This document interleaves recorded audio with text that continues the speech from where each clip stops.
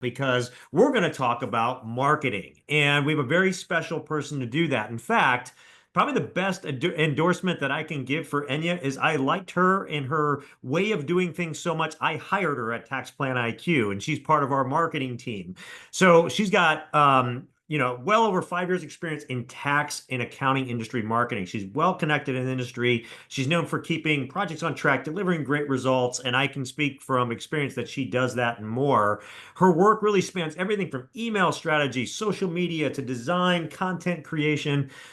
She's really the kind of person who quietly keeps things running like clockwork behind the scenes. I never have to worry about her. It's awesome. And today we get the rare chance to hear directly from her. So, Enya, I'm going to turn it over to you and let you take it away and show them how they can build a marketing machine. So, go right ahead.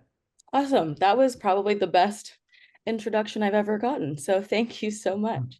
I am going to share my screen now. So, all right. I hope everyone can see here. So, all right. So thanks for being with us here today, guys. So I'm going to take you through the world of email marketing blueprint to fill your calendar with qualified tax planning prospects, because that is what we're going to try to do, is get you more prospects. So before you send anything, we're going to get these three essentials in place, because without them, we might either frustrate our leads or get flagged as spam, or both. And we really do not want that. And these are great essentials to always think about, because one thing I say is it doesn't have to be perfect. You don't have to start perfect, but it's really good to start with a great foundation. So before sending, step one, we're always going to have a scheduling link that works, because your goal is to book calls. So if anyone reads your email and wants to talk, we don't want to force them to find you, find your number, find your email, and we definitely don't want to be playing calendar tag. So use a cool tool like Calendly. I use my Google Calendar, but if you use a tool like this, you can create a 30-minute tax strategy call for people who are looking for you. I would give it a friendly or a benefit driven name, like Keep More Money Tax Strategy Session. And one good thing to do as well is to add screening questions, so you can pre-qualify your lead. So do you own a business? What's your net income? Pretty much any questions that you have that you want coming in from your leads to know, and to maybe pre-know if they're going to be something that's good for you. And then next, you're going to sync it with your calendar to prevent double bookings. I know we've all been there before, once or twice, and it stinks. So let's go ahead and sync it with our other calendars.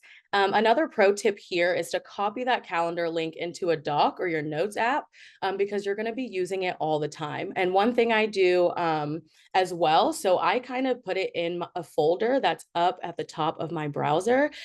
So I put it in a bookmark folder. I put in a bookmark at the top of my browser so that it's really easy to find. So next email essential is number two. We're going to set up a proper email marketing platform. You are definitely going to need more than Gmail. You do not want to be sending these from your personal email, or you're going to get a ton of things in there that you are not going to want to handle there. So we're going to find a tool designed for sending professional bulk emails so you can track your performance and you can stay compliant. And that's one big thing that we're going to hone in on in this presentation, is staying compliant. So here are some solid beginner-friendly options. We have MailerLite, Sender, ConvertKit, MailChimp, Constant Contact, and one of my personal favorites is Klaviyo. I think Klaviyo is a very powerful option, and it's very cost effective. This is one where you only pay more if you're pulling in more lists and leads, which I think is great, but it's very powerful when it comes to design forward work, and it has everything that you need there. So we're going to have a setup checklist when we set up our email platform, and it's going to be importing our contacts with permission, again, honing in on staying compliant, tag or segment. And this is more we're going to talk about in section 2, and then authenticating your domain. So this is a big way to avoid ending up in someone's spam folder, and your email tool will walk you through this, and they should help you. So they should have some kind of help box to walk you through this. And then step 3, we're going to get a basic handle on email compliance. Even though you're not doing marketing, you still have to play by the rules.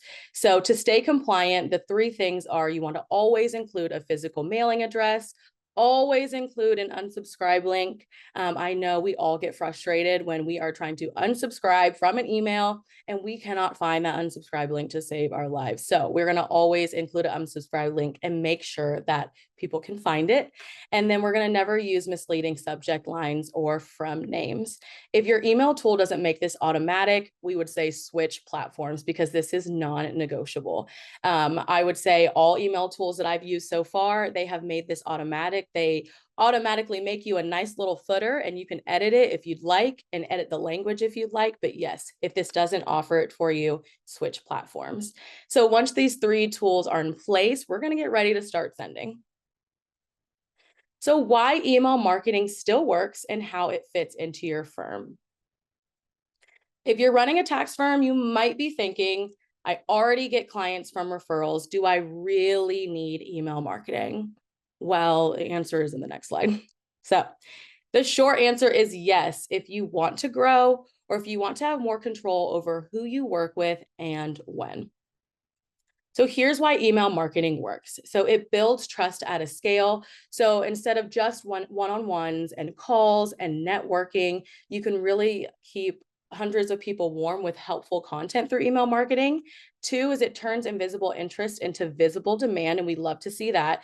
So kind of like me, I like to tiptoe around and try to see what's going on before I decide if I want to do something. And many of your clients are doing that as well. So they probably won't reach out on their own. So giving them that little push is very helpful.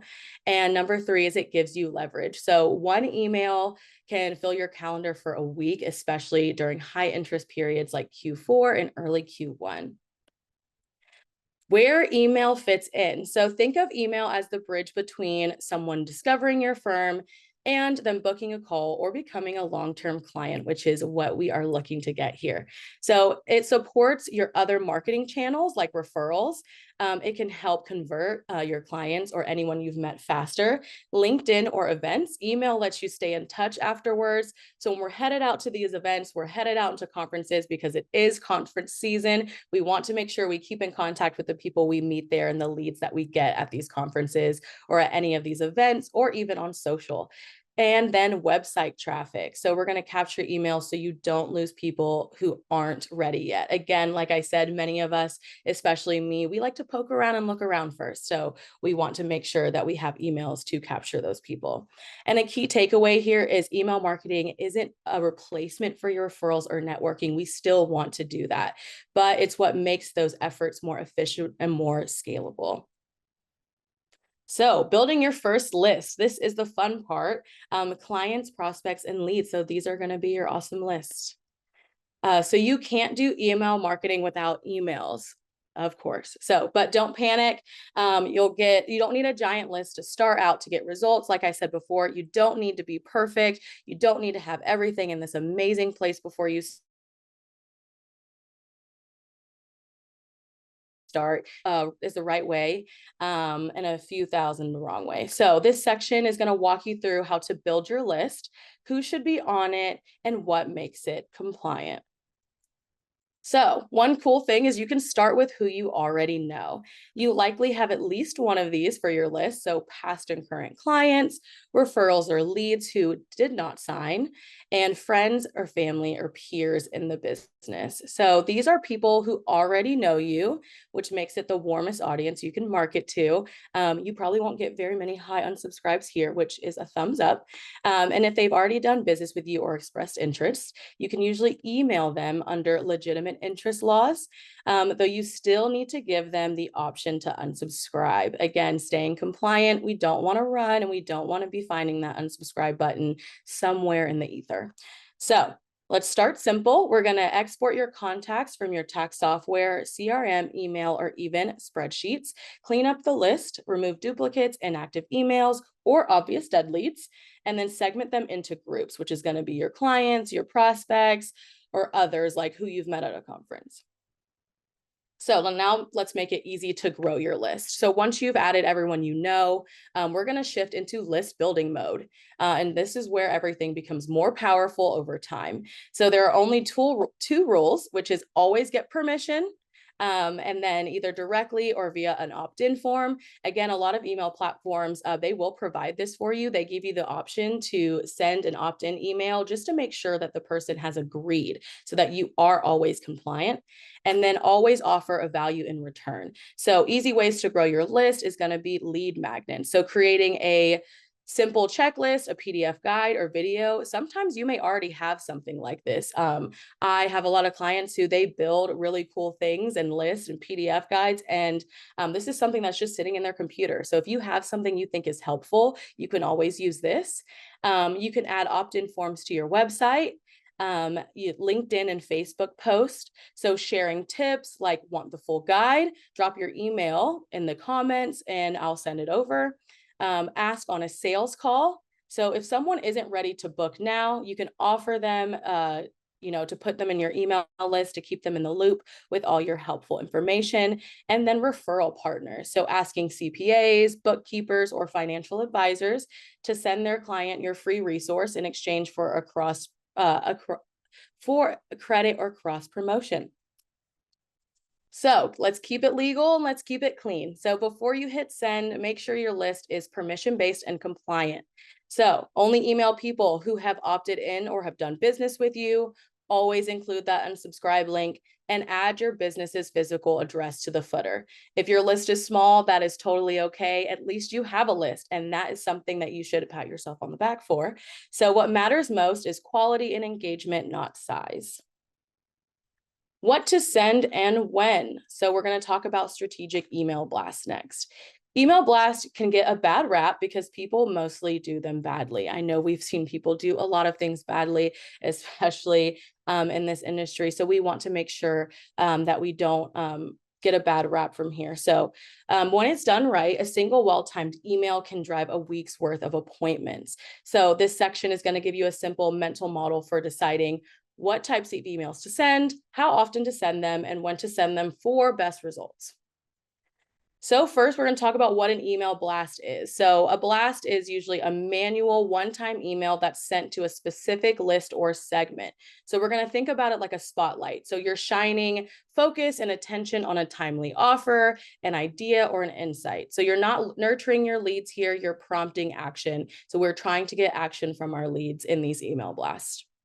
Types of email blasts that work for tax firms. So most tax firms' emails fall into one of these categories. We're going to be maybe promotional or direct offer. So the goal there is to get someone to book a call. An example here is still overpaying. Fix that before Q2 ends. Next is educational with a CTA. The goal here is to provide value and invite action. So an example here is how LLC owners lose 12K a year and don't know it. These work really well when paired with a soft CTA, like book a tax strategy call to see if this applies to you.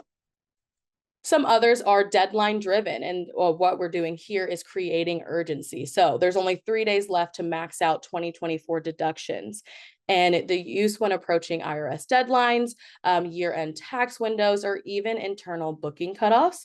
Next is relationship based. So we're just checking in with you. So we're reigniting dormant leads. We're making sure to keep in touch.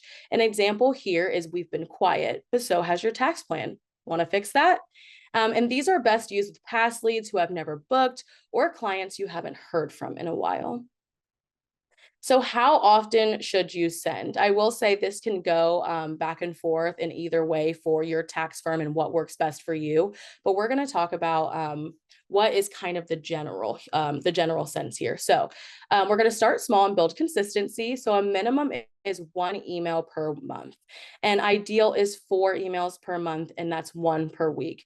And if you're doing this by yourself, let's just talk about doing 1 email per month so that we don't overdo it and then we don't put too much pressure on ourselves.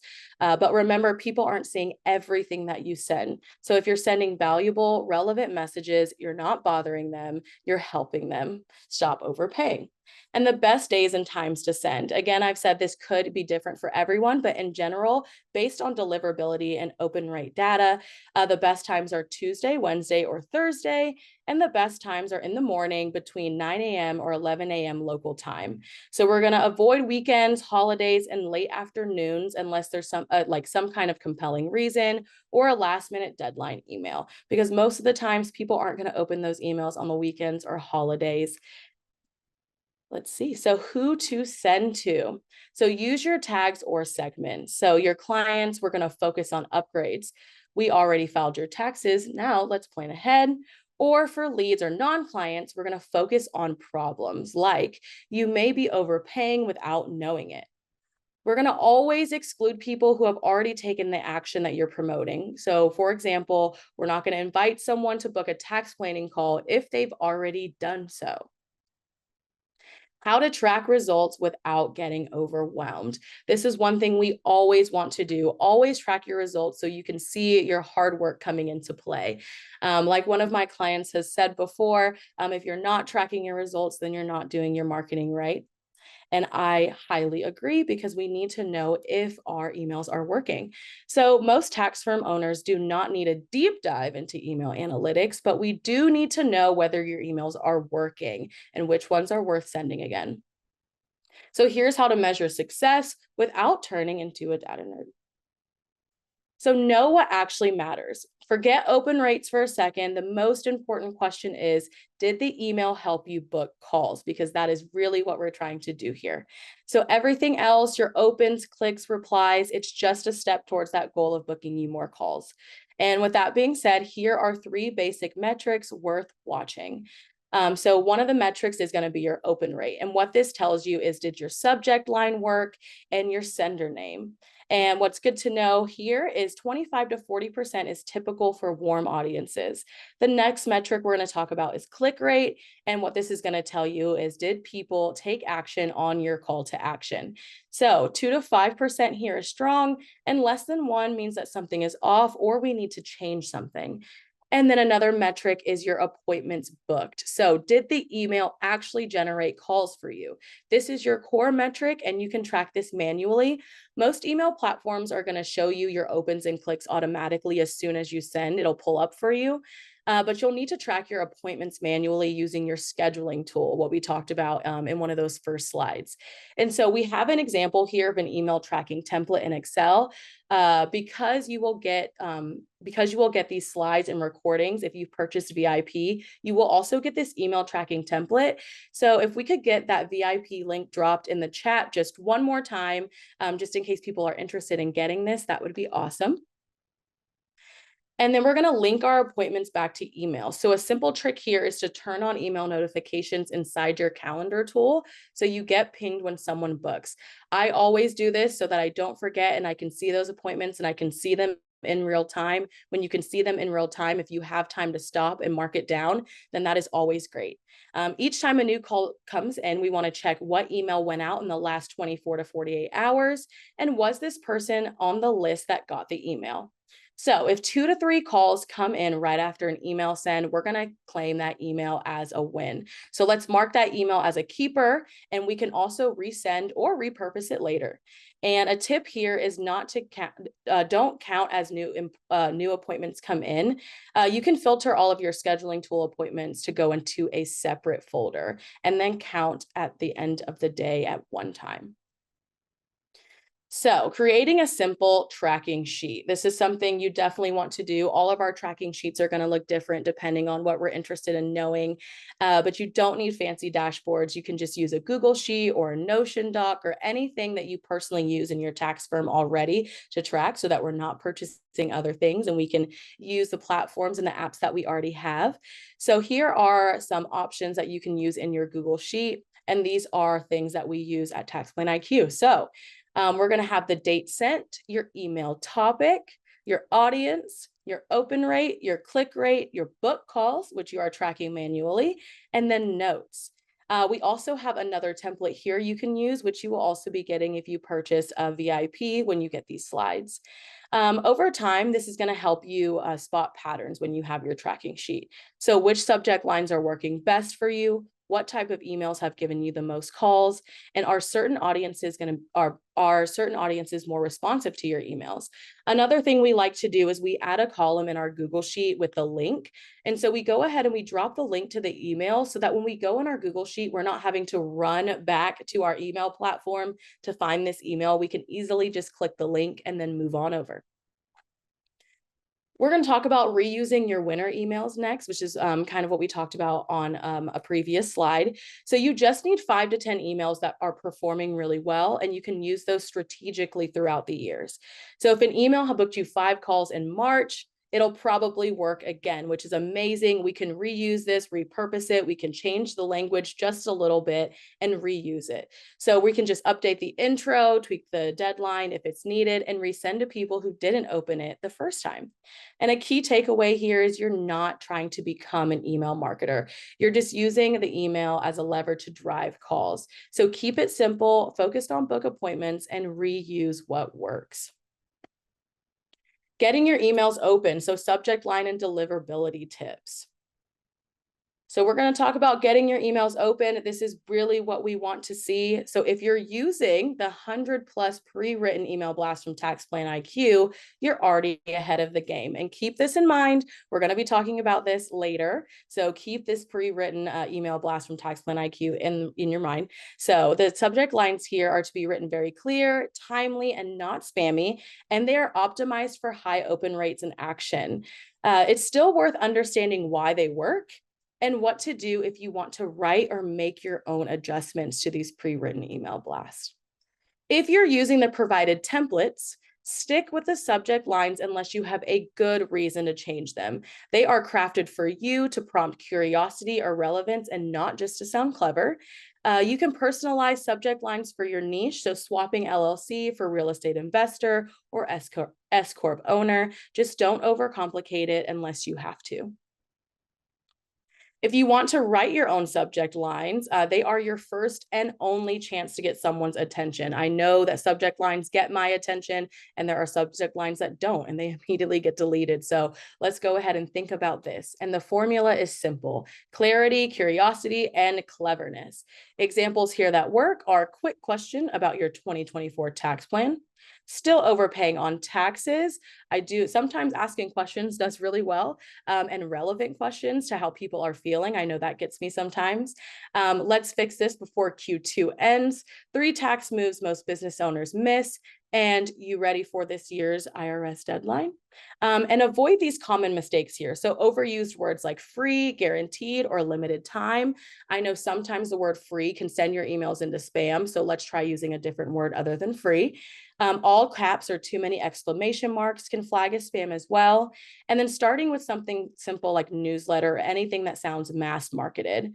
If you're unsure, we're going to err on the side of caution. So how you'd write to one person you know, because that's how you feel. And we're going to write to one person that we know or a group of people that we know because it's going to be more relevant to them. So deliverability basics, even with templates. So the templates won't help if your email never hits the inbox. A few quick reminders here is to use a human sounding sender name, not info at or reply at. So we're going to try like a firm name. So example, mark@trustedtax.com or Sarah from Safe Harbor Tax. Limit your links here. So even with a call to action, we don't want to overload our email with links.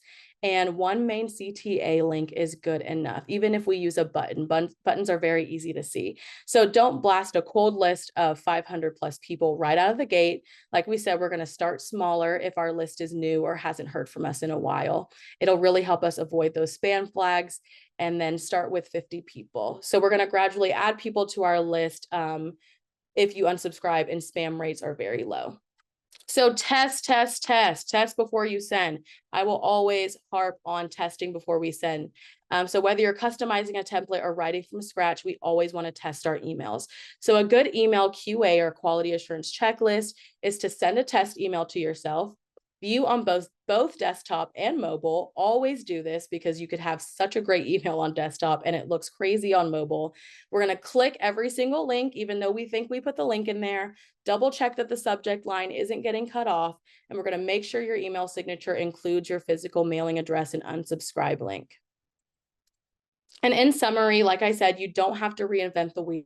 These templates that we're going to talk about later, they're designed to get open and get you results. So if you don't, but if you do go custom, we're going to follow the same principles here. So be clever, be personal, and don't trip deliverability filters. So next, we're going to talk about avoiding common mistakes, especially if you're new to email marketing. Because even with great templates and solid tools, small missteps can kill your results, or worse, damage your trust with your audience. And that's one thing we do not want to do. So here are some common mistakes to avoid. Mistake number one is sending to everyone without thinking. So this is like we talked about an email blast. You blast a certain promotional tax planning email to the entire list, including people who've already booked or are in mid-engagement. So what to do instead is to segment these people off, like people who already are current clients or people who have already booked a call with you. We're going to segment them off and put them in a do not send section for this email so we don't blast this to them. A quick tip is to use tags or labels in your email tool, and even basic segmentation prevents awkward or redundant emails. Another common mistake is writing like a newsletter.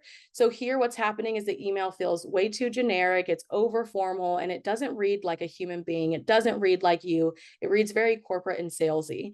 And so what to do here is you're going to write an email to like a person that you know. Use short paragraphs, clear CTAs, and natural language in these emails. And the templates that we have follow this format. So stick to it or model your own off of them.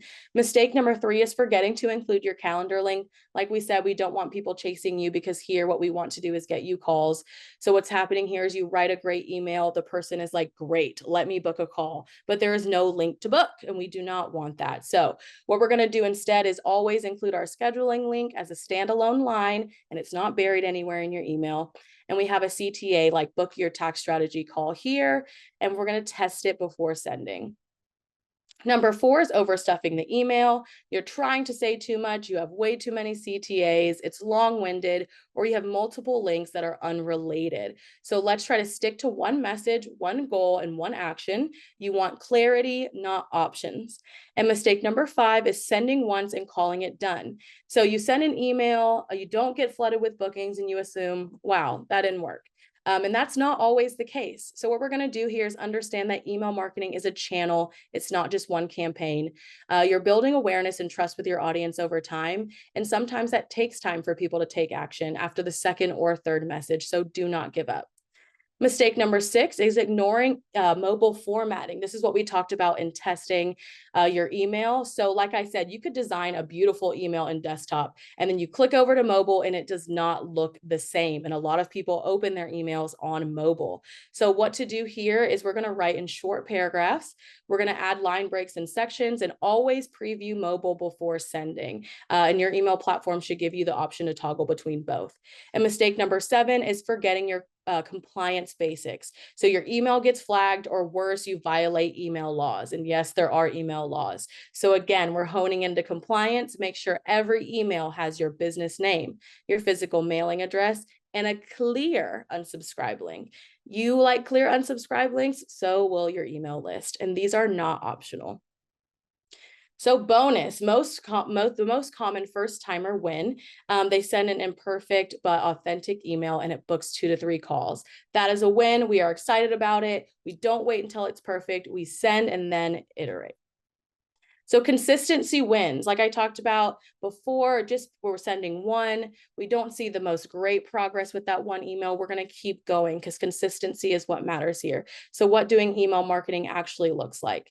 Sending one good email is just the start, but turning an email into a repeatable, reliable source of client appointments requires consistency, especially in a relationship-based business like tax planning. So this section is going to help you understand what doing email marketing actually means in practice. So it's not about constant sending, it's about staying present with your audience. You don't need to send an email every day. Like we said before, you can send for a month, which is once a week. But if someone only hears from you once during tax season, you've already lost your momentum. A realistic baseline here is a monthly email. So even one email a month to stay consistent. We can do bi-weekly, or we can do a 1 to 2 week push during campaigns or booking drives. A rule of thumb here is you want appointments this month, so send something this month. Again, we're going to reuse what works. Don't reinvent every single time. You don't need 52 fresh emails a year. You can use those 5 to 10 proven emails and you can rotate through them and slightly tweak them for what you need. So examples here are still overpaying. Use quarterly, deadline reminder. We can use these during tax season or Q4 cutoff, or education angle. So we can use when pushing awareness over urgency. Just use your tracking sheet like we talked about in section 4 to identify these top performers. And let's talk about building a light rhythm. You don't need a complex calendar. You can stick to something lightweight.